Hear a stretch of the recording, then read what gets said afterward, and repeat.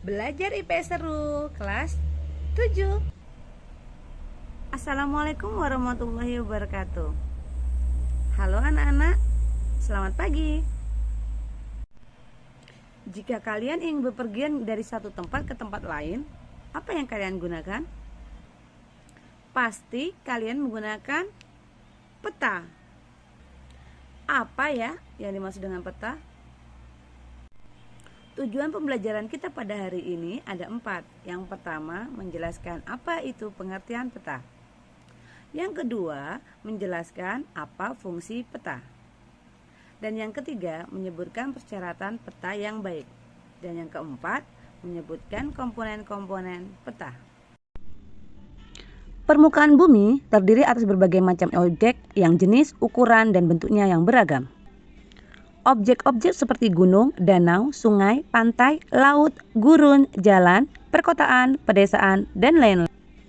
Objek-objek seperti jika kalian ingin melihat secara lebih luas permukaan bumi, kalian harus terbang di atas permukaan bumi atau naik pesawat ke atas menara dan gedung yang tinggi. Dengan cara demikian, maka objek di permukaan bumi akan terlihat. Tentu saja, untuk melihat objek di permukaan bumi dari atas akan membutuhkan biaya yang sangat mahal dan membutuhkan waktu dan tenaga yang besar. Untuk mengatasi kesulitan itu, manusia kemudian menggambar permukaan bumi ke dalam selembar kertas. Ukuran kertas yang sangat kecil membuat objek yang digambar tidak bisa sama dengan ukuran dan bentuk aslinya di permukaan bumi.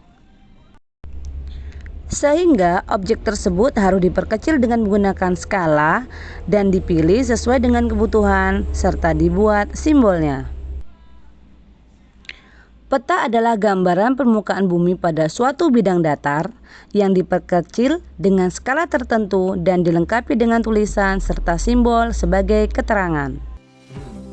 Apa saja ya fungsi dari peta? Yang pertama, menunjukkan posisi atau lokasi relatif di muka bumi.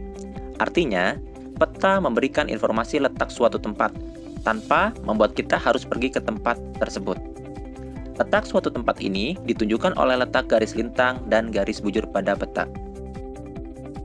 Yang kedua, menggambarkan ukuran, luas, dan bentuk fenomena fisik, sosial, budaya. Artinya, kita dapat mengukur luas suatu tempat dengan mengukur luas pada peta, kemudian dikonversikan dengan skala peta tersebut. Kita juga dapat mengetahui informasi bentuk fenomena fisik dan kondisi sosial budaya suatu tempat dengan melihat simbol-simbol yang ada pada peta tersebut.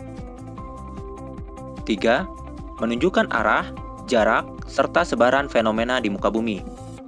Ketika akan pergi ke suatu daerah, kita dapat menentukan arah dan jarak daerah tersebut melalui orientasi dan panjang suatu daerah tersebut pada peta. Kita juga dapat mengetahui persebaran flora dan fauna berdasarkan letak lintang yang membedakan iklim pada tiap wilayah di permukaan bumi. 4. Menunjukkan gerakan dan kecenderungan perubahan pola keruangan di muka bumi. Misalnya, kecenderungan peningkatan kasus COVID-19 terbesar di Provinsi Bali yang berada di Kota Denpasar. Hal ini dikarenakan karena Kota Denpasar adalah daerah terpadat di Provinsi Bali dan paling banyak dikunjungi oleh wisatawan baik lokal maupun asing. Apa saja syarat peta yang baik? Yang pertama, peta harus sama bentuk atau conform. Artinya, peta yang tergambar meskipun kecil harus sama bentuknya dengan keadaan yang sebenarnya. 2. Peta harus sama jarak atau equidistant. Artinya, perbandingan jarak pada peta harus sama dengan jarak yang sebenarnya. Ketiga, peta harus sama luas atau equivalen. Artinya, perbandingan luas daerah pada peta harus sama dengan luas sebenarnya di lapangan. 4. Peta harus memiliki penunjuk arah yang benar, sehingga peta memudahkan pengguna dalam memanfaatkannya. 5. Informasi yang tergambar pada peta tidak membingungkan pengguna peta. 6. Penyajian data-data pada peta harus benar, rapi, lengkap, dan teliti. Lalu, apa saja komponen yang ada pada peta?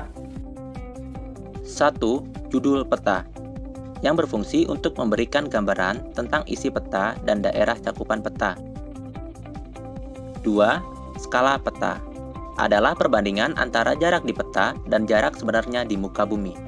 Skala peta itu terdiri dari 2 jenis. Yang pertama adalah skala angka atau skala numerik. Adalah skala yang dinyatakan dalam bentuk angka.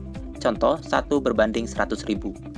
Ini berarti tiap jarak 1 cm pada peta sama dengan 1 km jarak sebenarnya di muka bumi.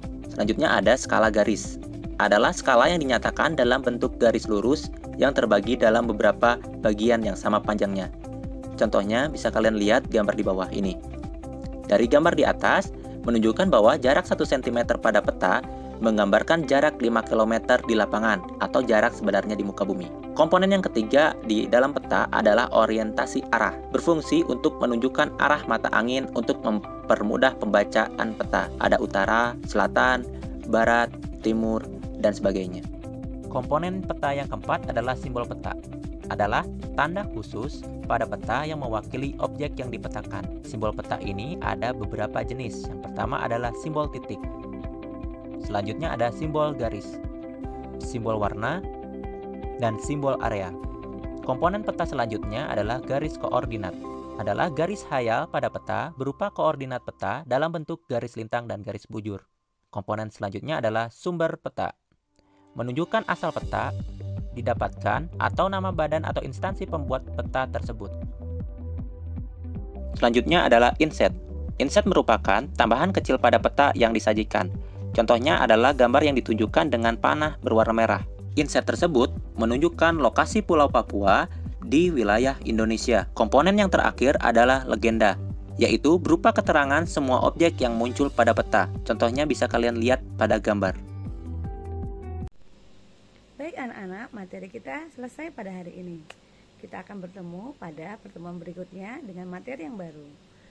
Selamat siang dan Assalamualaikum warahmatullahi wabarakatuh.